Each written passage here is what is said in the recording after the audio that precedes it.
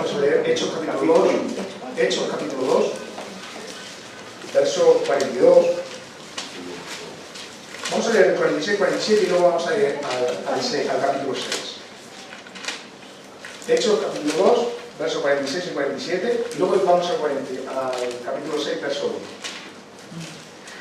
1. ¿Amén? Amén. Dice así la palabra del Señor. ¿Lo tienen? Amén. Fíjense que cómo el Señor nos sorprende, cómo ponía a su siervo para dar confirmación al Aleluya.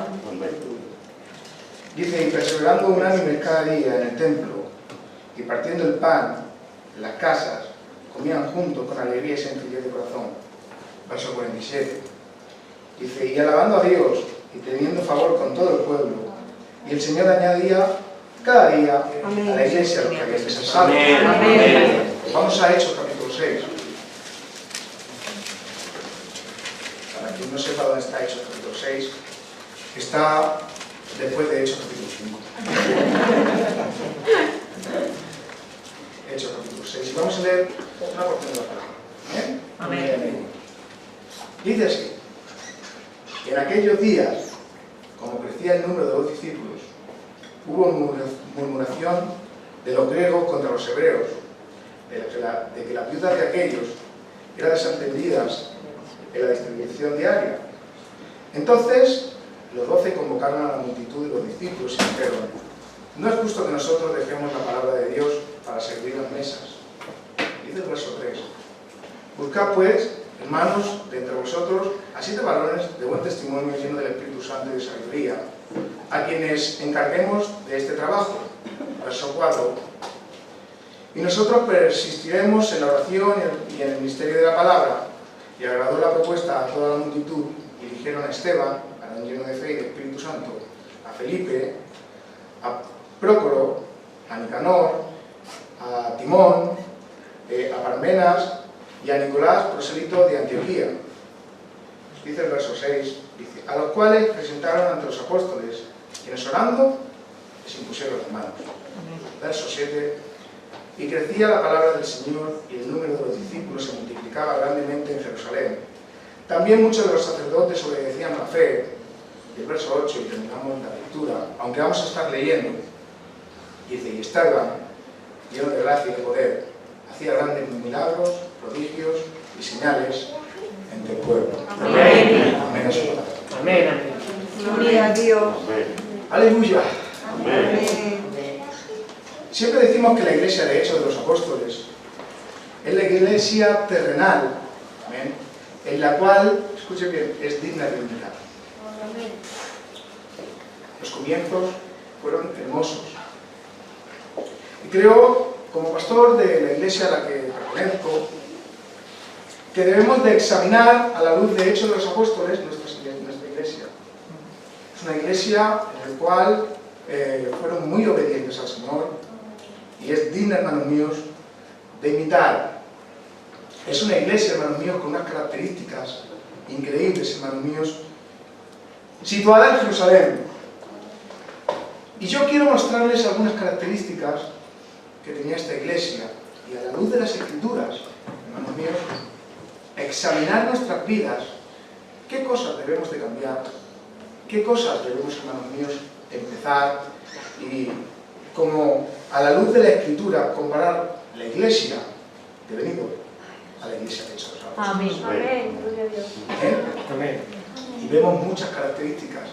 Si van a Hechos capítulo 2, verso 41,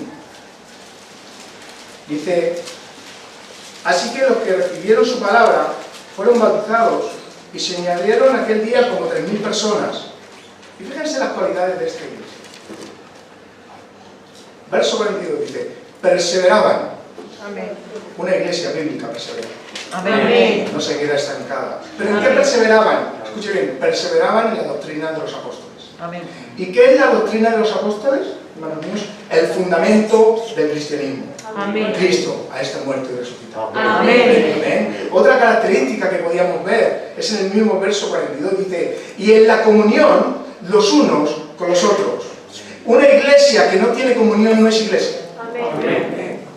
O sea, no podemos creer en hermanos que digan, no, yo vengo, asisto, hermanos míos, aquí a la iglesia a las 7:30, pero ya después no sabemos nada de su vida. No, una de las características, hermanos míos, que se puede contemplar, hermanos míos, de una iglesia bíblica es la unión. Estaban en comunión los unos con los otros. Otra característica es que en el partimiento del pan, partían el pan. Otra característica, les voy a dar algunas, les daré 10, hermanos míos. En el verso 43 dice que sobrevino temor a toda persona y muchas maravillas y señales eran hechas por los apóstoles. Otra más, verso 44. Todos los que habían creído, dice, estaban juntos. Estaban juntos. Gloria a Dios. Otra característica, y tenían en común, no solamente estaban juntos, sino que tenían en común todas las cosas. Amén. Otra virtud de la que tenía esta iglesia tan preciosa, hermanos míos, en el verso 45, dice, y vendían sus propiedades y sus bienes con un propósito, los repartían según la necesidad de cada uno. Una iglesia que es bíblica, hermanos míos, está pendiente de lo que le falta al hermano. Está pendiente de lo que necesita el pastor. Está pendiente de lo que necesitan los hermanos, los enfermos. Vendían las heredades con el propósito, hermanos míos, de ayudarse entre ellos, incluso a los necesitados y a los enfermos. ¿Amén? Amén. Otra característica, hermanos míos, en el verso 46 dice, y perseverando, esta palabra constantemente sale, perseverando, unánimes, fíjense, cada día en el templo. Aleluya. Amén. Gloria tenga el nombre del Señor, porque hay personas que se creen que son iglesia por venir el domingo. Y la cualidad que tiene esta iglesia es que se reunían todos los días en el templo. Aleluya. Verso 45, verso 46 dice, y partiendo el pan en las casas, no solamente estaban juntos, sino que estaban también en casa juntos, comían juntos con alegría y sencillez de corazón. Verso 47, alabando a Dios y teniendo el favor con todo el pueblo. O sea que también los de fuera tenían un buen testimonio de la iglesia. Otra cualidad de una iglesia bíblica es que los de fuera vean en nosotros algo totalmente diferente. Amén, Señor, amén. Amén. Y el resultado, hermanos míos, de todas estas cualidades lo vemos en el verso 47 del capítulo 2. Y el Señor añadía cada día a la iglesia lo que había dicho. Ya podíamos cerrar el mensaje y irnos para casa. El resultado de una iglesia ordenada, bíblica, hermanos míos, unánime, que persevera en la doctrina, hermanos míos, que persevera, hermanos míos, en la unión, en contemplar la necesidad de cada uno, el resultado es que aumenta la familia. Amén. Gloria a Dios. Amén. Y no creo, hermanos míos, que usted no quiera que su iglesia crezca. Porque esto, hermanos míos, a veces nos hemos vuelto, hermanos míos, muy raros. No quiero que la iglesia crezca. ¿Por qué no quiere usted que la iglesia crezca? No es que estamos bien así solos. No creo en las multitudes. Créanse lo que eso no es bíblico. Imagínese que usted tiene el remedio para el coronavirus y como usted ya ha sido sano del coronavirus, se lo guarda para usted mismo. No quiero ya ayudar a nadie. Entonces, hermanos míos, queremos que la iglesia vaya en crecimiento. Queremos que la iglesia siga, hermanos míos, en aumento. Aleluya. Yo quiero que la iglesia de Aranjuez crezca. Amén. De hecho, la primera iglesia que podemos contemplar en la Escritura es la de Adán. Y otro día hablaremos de las iglesias. Pero ¿cuál fue el mandamiento que el Señor le dijo? Crecer y multiplicaros. Desde primera instancia, el Señor está interesado, hermanos míos, en que haya un pueblo que crezca numéricamente también. ¿Bien? No de cualquier manera, sino creciendo, hermanos míos, en el temor y reverencia al Señor. ¿Bien? Por eso, si ya vamos al capítulo 6, déjenme que empiece a entrar en el mensaje. Esta iglesia tan hermosa que crecía. Fíjense los datos que nos dan. Crecían, hermanos míos, y nos dan el escritor de Hechos de los Apóstoles, creemos que es Lucas, ¿no, pastor? Se cree que es Lucas, amén. Y nos da varios números de cómo crecía la iglesia. Hasta el capítulo 13, hermanos míos, y fíjense los números que nos da Lucas. En el versículo 1, en el capítulo 1, versículo 15, no lo busquen, dice que había 120 que estaban esperando en el aposento alto. Crece, hermanos míos, la iglesia después de que Pedro predica en el día de Pentecostés. ¿Y cuántos se añaden? Hemos leído 3.000 personas. Lucas sigue dándonos datos numéricos, hermanos míos, y dice que en el capítulo 4, versículo 4, después de que Juan y Pedro levantan a un cojo en el templo, después de estar 40 años a la puerta del templo, dice que se añadieron 5.000 personas. Después, Lucas deja un poquito los números y dice, aumentaban más en gran número, en Hechos capítulo 5, verso 14. Y luego ya después, en el capítulo 13, verso 48, dice que se añadían los que estaban ordenados para la vida eterna. Amén. ¿Amén? De hecho, dicen los historiadores de que hasta el capítulo 13, ustedes cojan información. Amén. Hasta el capítulo 13 se cree, hermanos míos, no lo digo yo, lo dice una Biblia de estudio, hermanos míos, que había aproximadamente unos 20.000 creyentes en Jerusalén. ¿Amén? Y podríamos decir, qué maravilla, 20.000 creyentes en una iglesia, madre mía, qué mega iglesia, es increíble. Pero se estima, hermanos míos, que en aquel tiempo en Israel había como 700.000 censados. No sé cuántas personas viven en Benidorm, en David. Cuando vemos estas iglesias grandes y vemos la iglesia de Hechos de los Apóstoles, qué maravilla, en ese tiempo ojalá hubiéramos vivido ese momento, pero cuando lo comparamos, hermanos míos, con el censo, es un número muy pequeño, pastor. Si comparamos 20.000 personas a 700.000 o 800.000 habitantes que había, era una iglesia de alguna manera con muy poca influencia. Y me venía este verso de Apocalipsis, capítulo 3, verso 8, diciendo, yo conozco tus obras, he aquí, he puesto delante de ti una puerta abierta, la cual nadie puede cerrar. Fíjense lo que dice, porque aunque tienes pocas fuerzas. Has guardado mi palabra y no has negado mi nombre. Amén. Y quiero que entiendan, hermanos míos, iglesia de Benidorm, que aunque a veces nos consideramos, hermanos míos, pequeños, poco influyentes, perseveramos en la doctrina y parece, pastor, que vemos pocos resultados. Quiero que entienda que la iglesia del Señor es así. Es débil. Poco influyente. Amén. Amén. Y no es un defecto, hermanos míos, de alguna manera es una cualidad. Bienaventurados los pobres de espíritu. Aleluya. Amén. Aleluya. Porque el problema no es el problema no es el número, sino la calidad del número. Porque hemos visto que Lucas da datos en cuanto al crecimiento cuantitativo. ¿Cuántos quieren que la iglesia de Benidorm crezca? Amén. Amén. Amén. Pero cuando una iglesia crece, hermanos míos, debe de entender que cuando la obra crece, también, hermanos míos, debemos de entender que debe haber más mano de obra.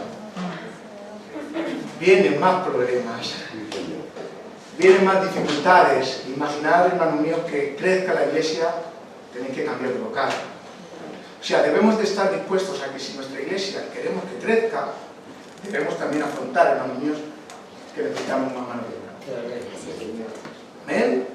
Entonces, no solamente debemos de crecer cuantitativamente, sino que también debemos de crecer cualitativamente. Amén. ¿Amén? Que es lo importante. Porque aunque los comienzos de la iglesia de los Hechos, hermanos míos, fueron muy buenos, hermanos míos, también al crecer la iglesia hubo complicaciones. Por eso, ¿cuál fue el problema de la iglesia de Jerusalén en Hechos? Hechos capítulo 6, verso 1 dice, hubo murmuración de los griegos contra los hebreos, de que las viudas de aquellos, de los griegos, eran desatendidas en la distribución diaria. Ese fue el problema. El problema empezó con una falta, hermanos míos, de administración. Una falta de alimento a las viudas de los griegos.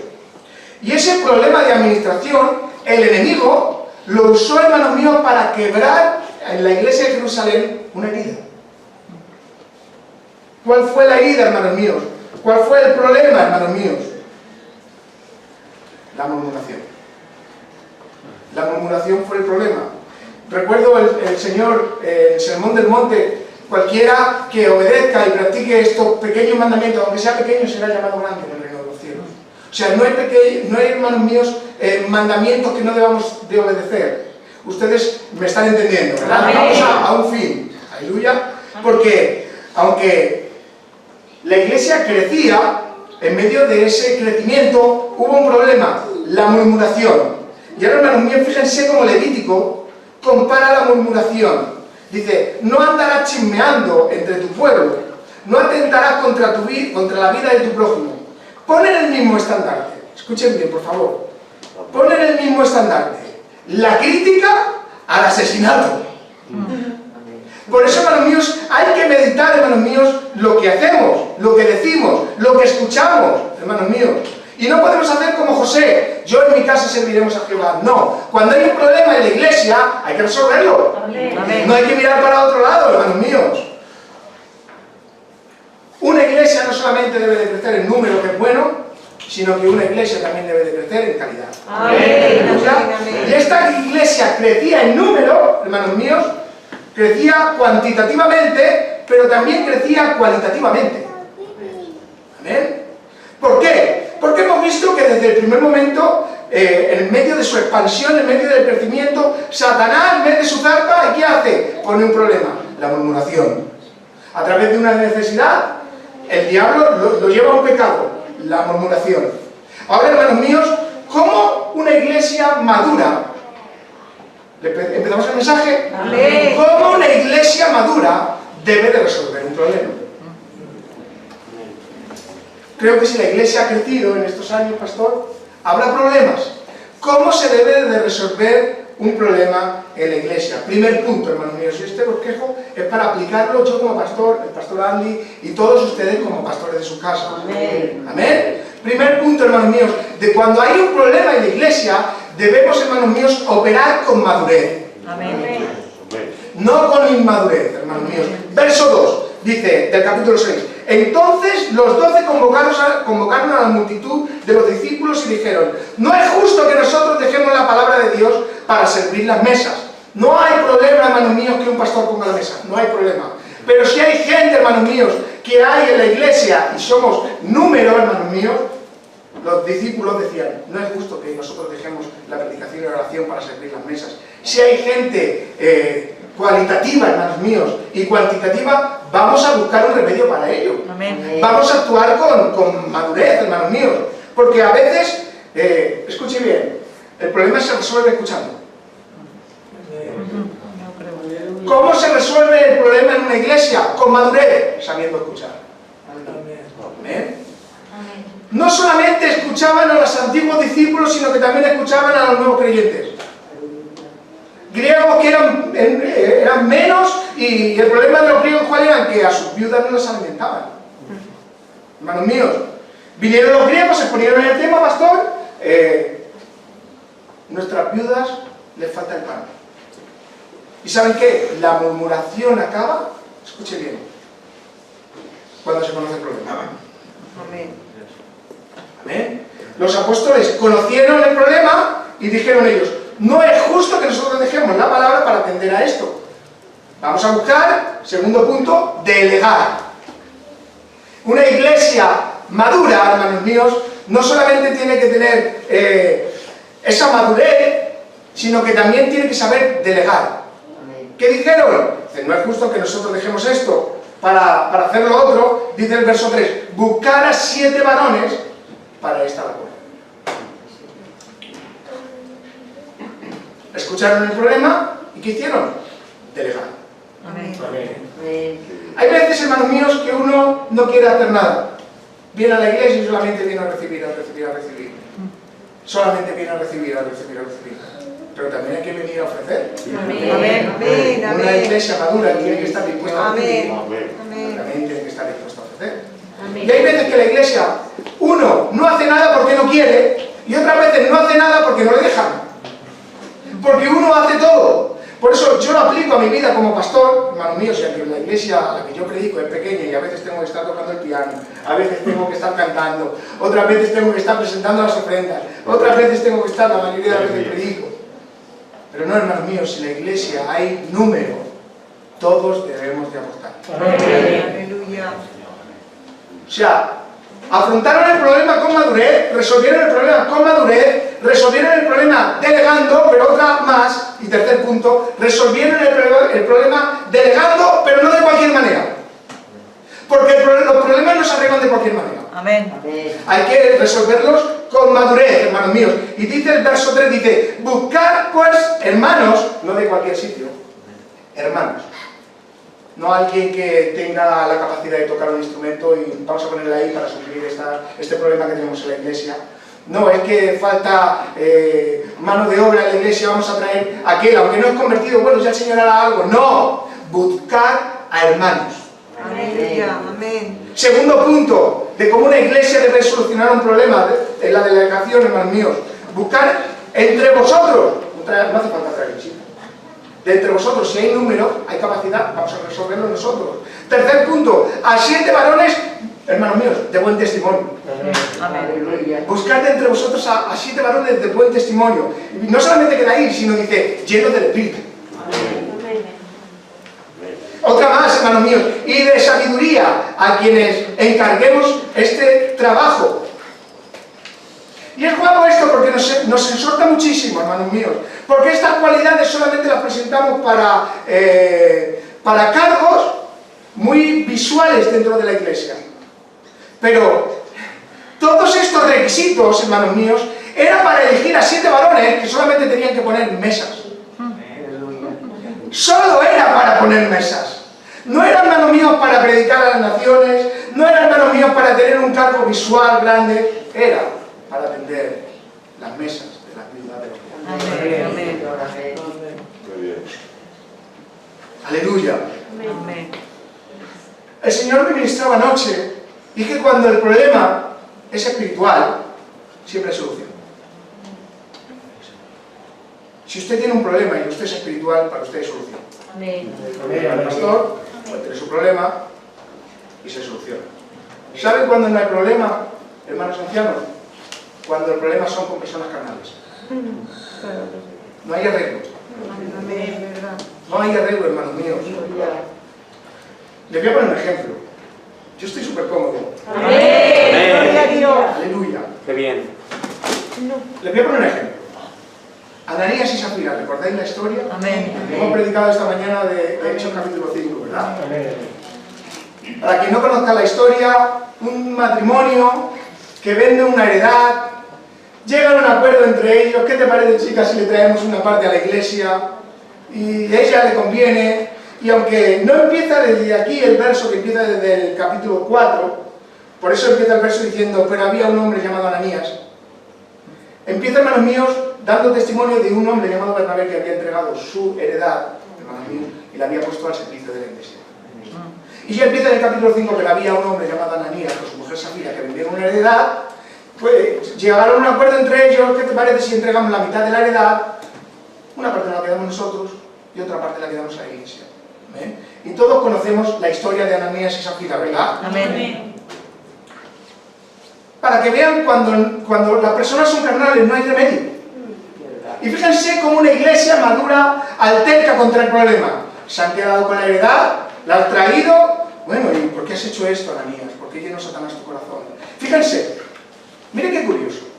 Porque aunque la iglesia de los Hechos de los Apóstoles es una iglesia digna de imitar, eso no la exime de que haya problemas dentro de la iglesia. Amén. Fíjense, Ananías, fíjense si este hombre podía parecer una oveja. Su nombre, hermanos míos, es hebreo. Quiere decir, Dios es benigno. ¿Se imaginan? Los papás de Ananías no pondrían Ananías porque les gustara. Ya saben que los hebreos ponían el nombre a un niño por una circunstancia, por algo que habían pasado. Y cuando pasarían por algún problema, alguna dificultad, le vendría bien y dijeron, Dios es benigno, así se llamará nuestro hijo, Ananías. O sea, Ananías tenía un nombre bíblico. Y esto me lleva, hermanos míos, a un punto. Es que Ananías venía de una casa religiosa. Amén. Su nombre era hebreo. No podemos decir que son cristianos porque no lo sabemos, pero sí podemos entender que eran religiosos. Miren cómo era la vida de Ananías también. Vivía en una comunidad cristiana. Estaba en la comunidad, donde los que vendían los entregaban a los pies de los apóstoles para suplir las cualidades que hemos visto al principio. O sea, vivía también en una comunidad cristiana. Otro punto que podemos ver, hermanos míos, es que trajo una ofrenda. Pero no trajo una ofrenda cualquiera. Trajo una parte, hermanos míos, de la venta de una heredad. Ojalá pasara un Ananías y nos ayudara para mucho pan, ¿verdad? No, que el Señor lo arrepienta. O sea, fíjense, tenía un nombre bíblico, vivía en una comunidad cristiana, trajo una ofrenda, y algo muy de notar, hermanos míos, en una comunidad donde había más de 20.000 personas, Pedro conocía su nombre y también el de su mujer. O sea, esto me enseña de que estaría cerquita del liberado. Amén. ¿Amén? Amén. ¿Y qué dice? ¿Qué le dice Pedro? Ananías, ¿por qué llenó tu corazón Satanás? Amén. ¿Por qué llenó tu corazón Satanás? ¿Sabe? El Señor lo fulminó en el momento. No hubo arreglo. Era un hombre carnal. De hecho, creo que nos da ápice en la Escritura de que ni sería salvo. ¿Por qué dices eso, pastor? Ahora os lo diré, hermanos míos. El diablo, dice Efesios capítulo 2, verso 2, que opera en los hijos de desobediencia. A usted y a mí puede tentarnos, pero no puede operar. Amén. Porque el que opera en nosotros es Cristo. Amén. Por eso, hermanos míos, vemos estos ápices de este hombre que estaba seguramente cerca de Pedro, vivía en una comunidad cristiana, pero su corazón estaba lleno de Satanás. Aleluya. Y esto me llevaba a algo, hermanos míos, increíble, por lo menos en mi vida. ¿Por qué ha llenado Satanás tu corazón, Ananías? Mirad, si hablamos de gastronomía, si me dicen México, me vienen unos tacos al pastor. Increíble. Si hablamos, hermanos míos, de Valencia, la paella valenciana. ¿Verdad? Si hablamos de Segovia, hablaríamos de un cochinillo. Hay palabras que tienen imágenes. ¿Verdad? Cuando dice, hermanos míos, ¿por qué Satanás llenó tu corazón? Hermanos míos, posiblemente a Pedro le vino una imagen. ¿Cuál? La de Judas. La de Judas. Cuando las personas son carnales, no hay solución.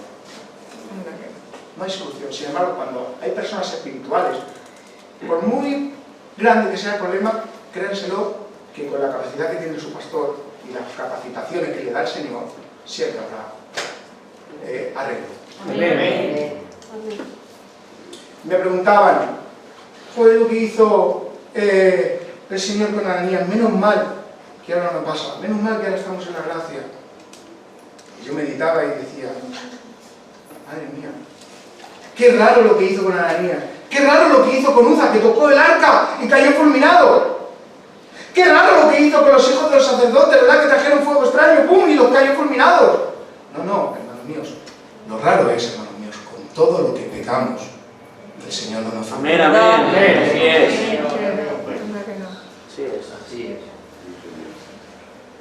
Porque sin embargo para Pedro, que era espiritual, sí hubo un trato. Amén. ¿Verdad? Pedro le negó. De hecho el Señor le dice, Pedro, Satanás me ha pedido para zarandear. No te preocupes, yo he pedido por ti, para que tu fe no falte. Cuando hay espiritualidad, hermanos míos, hay arreglo. Amén. Aleluya. Amén, amén. Gloria tenga el nombre del Señor. Amén. Amén, Señor. Lo raro es que sigamos vivos. ¿Verdad? Una iglesia madura sabe arreglar un problema. Amén. Primero, hay que saber escuchar. Segundo, hermanos míos, hay que delegar. Tercero, hay que delegar, hermanos míos, con entendimiento, con conocimiento. Porque cuando hay personas bíblicas, espirituales, debemos de estar en comunidad. Amén. Aleluya. No voy a tardar mucho en terminar, estoy cansadísimo. Por eso, en este tiempo que la tecnología nos facilita tanto las cosas y a otros les pervierte, ¿ven? Que cualquier persona puede hacer un sermón porque es muy fácil coger de aquí y de allí, ¿verdad, hermanos míos? Hechos capítulo 1, verso 8, dice, pero recibiréis poder como iglesia. Aleluya. ¿Cuándo? Cuando haya venido sobre vosotros el Espíritu Santo. Y fíjense lo que dice, y seréis testigos en Jerusalén, en toda Judea, en Samaria y hasta lo último de la tierra. Llamados como iglesia a ser testigos. Pero no se puede ser testigo, hermanos míos, sin antes tener el Espíritu Santo. Amén. Amén. Aleluya. Como iglesia debemos de diferenciar, hermanos míos, y más con todo lo que estamos viviendo, entre ser testigo y ser fanático. Porque aunque se parecen, no tienen nada que ver. Un fanático tiene pasión por una idea, pero no está dispuesto a morir por ella. Solo quiere que su idea prevalezca, pero le cuesta mucho, hermanos míos, vivirlo. Un fanático tiene los ojos puestos en sí mismo, solamente quiere la razón. Ustedes no han visto, hermanos míos, 20 años discutiendo entre la salvación. 20 años, 4 teólogos, constantemente hablando de eso. Yo me canso de eso. O sea, a veces cuando ves las redes sociales y ves a un gran pastor, y hermano mío, de verdad que hay pastores preciosos y hermosos, no somos la última Coca-Cola del desierto. Amén. No somos la última Coca-Cola.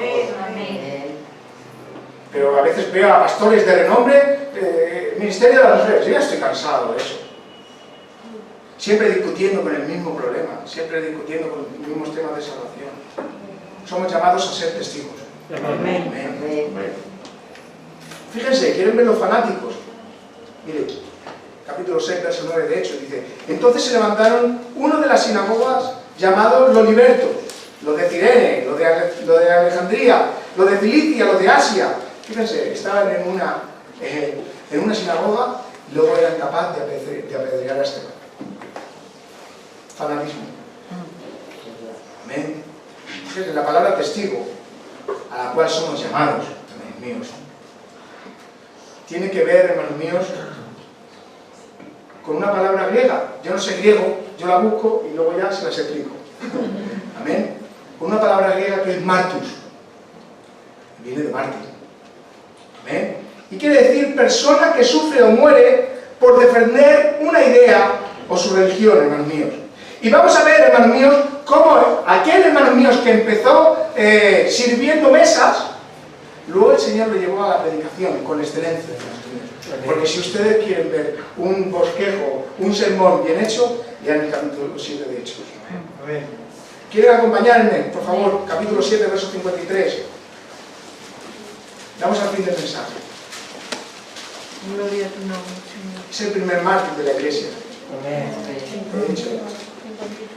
Hechos capítulo 7, verso 53. Dice, vosotros, está hablando Esteban, dice, que recibisteis la ley por disposición de ángeles y no la guardasteis.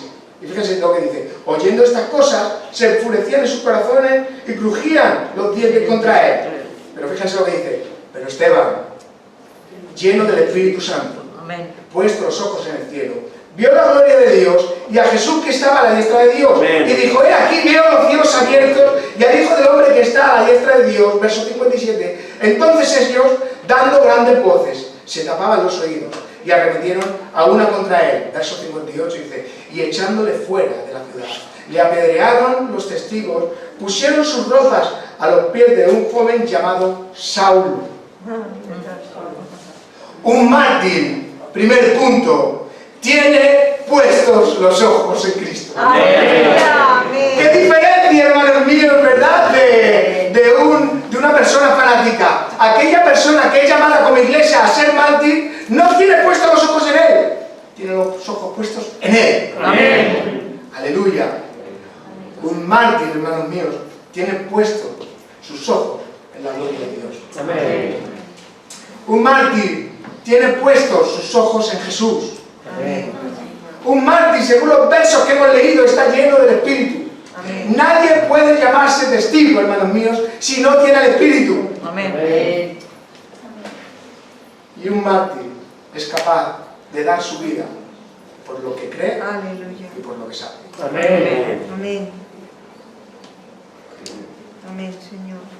Por eso, hermanos míos, como hemos empezado, dice, alabando a Dios, el verso 47 del capítulo 10, y teniendo el favor con todo el pueblo, el Señor añadía cada día a la iglesia los que habían de ser salvos.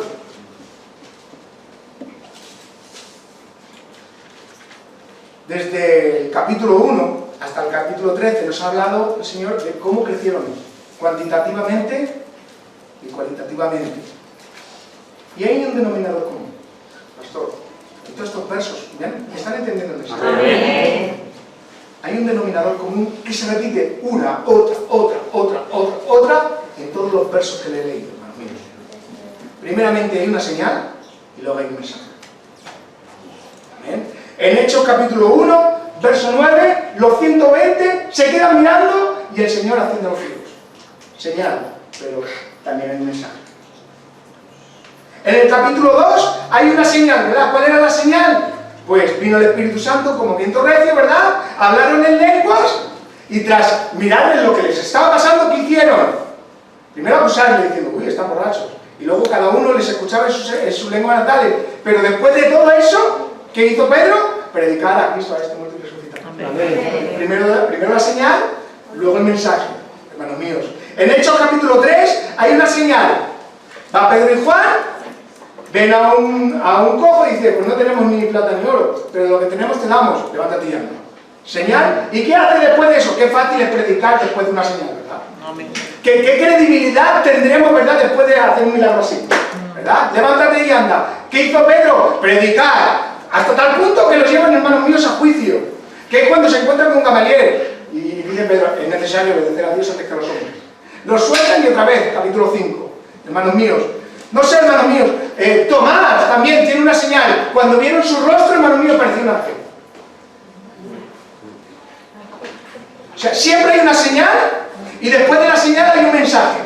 Siempre hay un milagro y después del milagro está el mensaje. Y después del mensaje hay una conversión. ¿Encapsulamos todo el mensaje, hermanos? Tiene que haber una señal, tiene que haber un mensaje y luego debe de haber un crecimiento. Y usted diga, pastor, ¿me están diciendo que la iglesia debe haber milagros y prodigios? No. Caminamos por fe. Amén. Aleluya. Y no vamos en contra de los milagros, porque yo creo en un Dios que sigue haciendo milagros. Amén. Yo sigo creyendo en un Dios que tiene poder para sanar a un enfermo. Amén. Yo sigo creyendo en un Dios que tiene poder para resucitar a un muerto. Lo creo. Amén. Pero ya les he dicho, hay un patrón, una señal, un mensaje, un crecimiento. Una señal, un mensaje y un crecimiento. Pastor, ¿qué milagro vemos aquí? ¿Qué milagro podemos hacer aquí? Al pastor Andy no le hemos visto poner las manos sobre un difunto y resucitar. No, hermanos míos. La señal que debe haber en tu vida es su testimonio. Amén. Porque no hay señal más grande, hermanos míos, que un nuevo nacimiento. Amén. Hermanos míos, cuando usted sale a la calle es un milagro andando. Amén. Porque lo que ha hecho el Señor en su vida no se puede imitar. Amén, amén. Sí es. ¿Usted quiere que crezca su iglesia? Gloria a Debe Dios. haber una señal en usted. Amén, Señor. ¡Aleluya! Gloria a Dios. Amén. Gloria a Dios. ¿Pueden ver sus vecinos milagros? Él es mi mecánico. Vemos señales, ven las señales, hermanos míos, en nuestras vidas, nuestros vecinos. Porque aquí no hay cultura. Aquí, hermanos míos, o crees o no crees. Pero yo creo que Edwin, siendo de El Salvador, es más familia mía que un primo hermano que no conoce. Amén, así es. Amén, Y si amén. usted no se lo cree, debe de volver a salir, Así es. debe de volver al río, debe de volver a bautizarse y le tienen que volver a predicar la palabra del Señor. Amén. ¿Verdad? Debe haber señales, hermanos Así es. míos, que nos caractericen para que el pueblo vea, contemple y cuando usted predique el mensaje, esa semilla tenga autoridad. Amén. Aleluya. Dice Pablo en Gálatas capítulo 7, capítulo 6, verso 17, dice: He aquí, en adelante, nadie me acuse molestias, porque yo traigo en mi cuerpo las marcas del Señor Jesús. Amén. Hay marcas del Señor Jesús en su vida. Aleluya. Aleluya. No podemos pedir crecimiento de la iglesia, hermano mío, y aun entendiendo que las almas las trae el Señor. Pero mire, no, gente, no sigue, ya va. Mire, el Señor tiene la capacidad para que en Génesis capítulo 1, verso 1 dice: en el principio creó Dios los cielos y la tierra, y estaban desordenadas y vacías, y empezó a crear, con la voz de su palabra empezó a crear, ¿no? O sea, el Señor tiene capacidad para, con solamente su voz, traer a personas. Les cuento un testimonio rápido. Amén. Una vez salimos de visita y fuimos a la línea de la Concepción, y me llevaron a una granja de toxicómanos que estaban en rehabilitación, y me encuentro con un hombre un poquito raro, la verdad, que tiene una expresión de cara un poquito diferente, y me dice el pastor, dice: ¿qué te cuenta su testimonio? Me pongo a entablar conversación con él y le digo: hermano, me han dicho que tienes un testimonio impactante, cuéntamelo. Dice: bueno, sí, te lo cuento, no tengo ningún problema. Dice: yo iba caminando por la calle, dice, y yo era satanista. Satanista, pero no a un nivel pequeño, era a nivel responsable. O sea, hizo cosas, me comentó cosas, hermano mío, que hizo que no son dignas de explicarlos aquí en un púlpito. Cosas incluso aterradoras, de ir a un cementerio y hacer cosas, hermanos míos, imaginen lo peor. Increíble, dice: yo era satanista, pero además de los que iba a mis reuniones, y no sé cómo será la Biblia de un satanista, pero entendemos que quedará imitar, ¿verdad? Y él se consideraba satanista. Dice que iba andando por la calle y escuchó unas alabanzas. En la línea de la Concepción. Dice que iba andando, y dice que de repente una bolsa se le pega a su pie.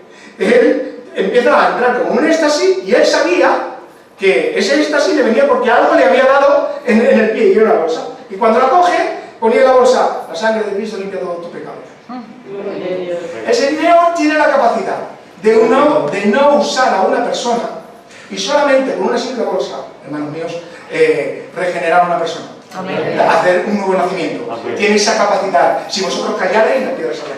Amén. Amén. Entonces, hermanos míos, el Señor no le hace falta, hermanos míos, tu persona, ni tu voz, pero al Señor le ha placido utilizarte. Amén. Y usted tiene que sentir, hermanos míos, agradecido al Señor. Y este ministerio, ¿saben qué ministerio nos ha dado el Señor? El ministerio de la reconciliación. Amén. Por eso, hermanos míos, que entendamos que el privilegio, hermanos míos, que el Señor nos ha dado de predicar su palabra, debe de ir acompañado con una señal. Sí, Señor. Si no hay señal en su vida, el mensaje, hermanos míos, es poco creíble. De hecho, aunque la palabra es verdadera, si tu vida no va en orden, eres de tropiezo. Ustedes nos han escuchado, ¿verdad?, muchas veces de: no voy al culto para ser como ese. Que no es una excusa, porque a la definitiva todos tenemos defectos. Y el que piense que está firme, mire que lo caiga. ¿Eh? Por eso, hermanos míos, cuando salgamos a la calle, que se vea en nosotros las marcas del Señor. Amén. Y usted quiere que su iglesia crezca, que se vean esas marcas y que se lance el mensaje. Amén. Señor, amén. Y como hemos empezado, así terminaremos. Verso 42 de Hechos, capítulo 2. Y perseveraban en la doctrina de los apóstoles, en la comunión los unos con los otros, y en el partimiento del pan y las oraciones. Y el Señor añadía a los que habéis asistido. Amén. Gloria tenga. Amén.